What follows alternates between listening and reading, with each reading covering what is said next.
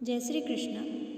आज मैं श्रावण मास कृष्ण पक्ष की एकादशी कामिका एकादशी व्रत कथा महात्म्य लेकर आई हूँ।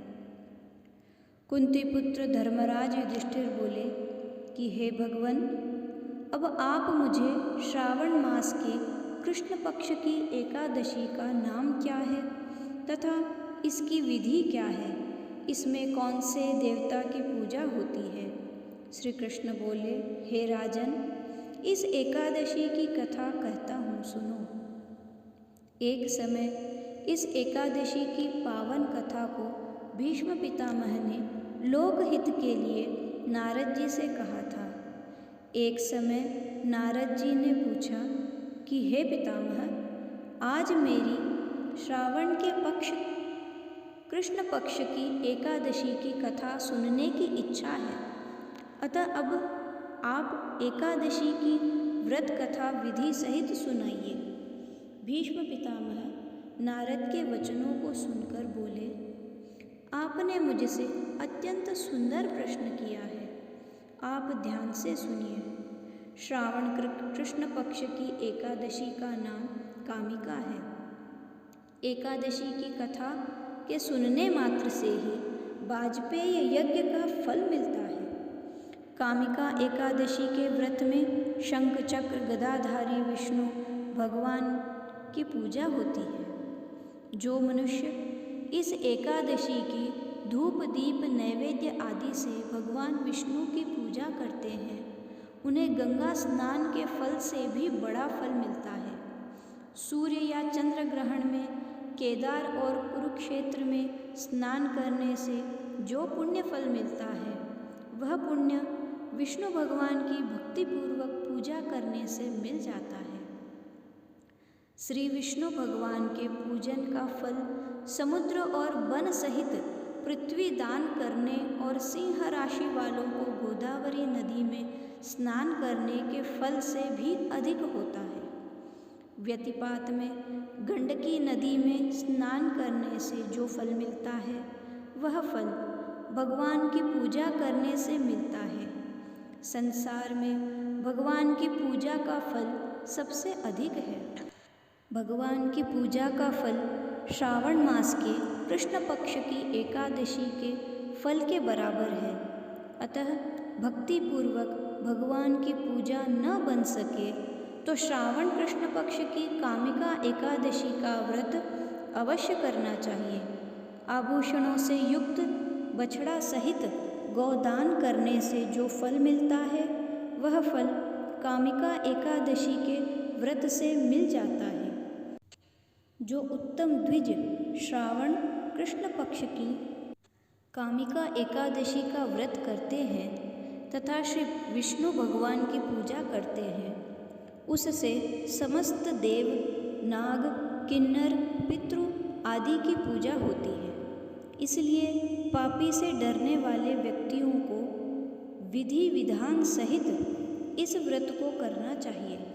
संसार सागर तथा पापों में फंसे हुए मनुष्यों को इनसे छूटने के लिए कामिका एकादशी का व्रत करना चाहिए। कामिका एकादशी के व्रत से समस्त पाप नष्ट हो जाते हैं। संसार में इससे अधिक पापों को नष्ट करने वाला और कोई उपाय नहीं है। हे नारद जी, स्वयं भगवान ने अपने मुख से कहा है कि मनुष्यों को आध्यात्म विद्या से जो फल मिलता है, उससे अधिक फल कामिका एकादशी का व्रत करने से मिल जाता है। इस व्रत के करने से मनुष्य अंतिम समय में अनेक दुखों से युक्त यमराज तथा नरक के दर्शन नहीं करता। कामिका एकादशी के व्रत तथा रात्रि के जागरण से मनुष्य को कुयोनि नहीं मिलती और अंत में स्वर्गलोक को जाता है। श्रावण मास कृष्ण पक्ष की कामिका एकादशी को तुलसी से भक्तिपूर्वक श्री विष्णु भगवान की पूजा करते हैं। वे इस संसार सागर में रहते हुए भी इस प्रकार अलग रहते हैं, जिस प्रकार कमल पुष्प जल में रहता हुआ भी जल से अलग रहता है। भगवान की तुलसी दल से पूजा करने का फल 1 भार स्वर्ण और 4 भार चांदी के दान के फल के बराबर है। श्री विष्णु भगवान रत्न, मोती, मणि आदि आभूषणों की अपेक्षा तुलसी दल से अधिक प्रसन्न होते हैं। जो मनुष्य भगवान की तुलसी दल से पूजा करते हैं, उनके समस्त पाप नष्ट हो जाते हैं। हे नारद जी, मैं भगवान की अत्यंत प्रिय श्री तुलसी जी को नमस्कार करता हूँ। तुलसी जी के दर्शन मात्र से मनुष्य के समस्त पाप नष्ट हो जाते हैं और शरीर के स्पर्श मात्र से मनुष्य पवित्र हो जाता है। तुलसी जी को जल से स्नान कराने से मनुष्य की समस्त यम यातनाएं नष्ट हो जाती है।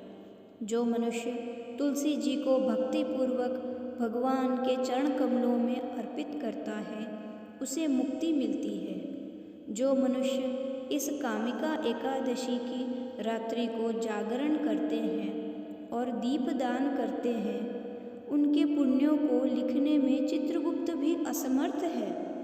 जो मनुष्य एकादशी के दिन भगवान के सामने दीप जलाते हैं, उनके पितृ स्वर्गलोक में सुधा का पान करते हैं। जो मनुष्य भगवान के सामने घी या तिल के तेल का दीपक जलाते हैं, उनको सूर्य लोक में भी सहस्त्रों दीपकों का प्रकाश मिलता है। प्रत्येक मनुष्य को इस एकादशी का व्रत अवश्य करना चाहिए। इस व्रत के करने से ब्रह्म हत्या, ब्राह्मण हत्या आदि के समस्त पान नष्ट हो जाते हैं और इस लोक में सुख भोग कर अंत में विष्णु लोक को जाते हैं। इस कामिका एकादशी के महात्म्य के श्रवण व पठन से मनुष्य स्वर्ग लोक को जाते हैं। ऐसे ही और अन्य एकादशी के व्रत कथाओं को सुनने के लिए और श्रीमद् भागवत गीता जी के श्लोकों को सुनने के लिए मेरे इस चैनल को सब्सक्राइब कीजिए और कृपया कमेंट करके अवश्य बताएं कि मेरा यह प्रयास आपको कैसा लग रहा है, ताकि मुझे प्रोत्साहन मिलता रहे। जय श्री कृष्ण। धन्यवाद।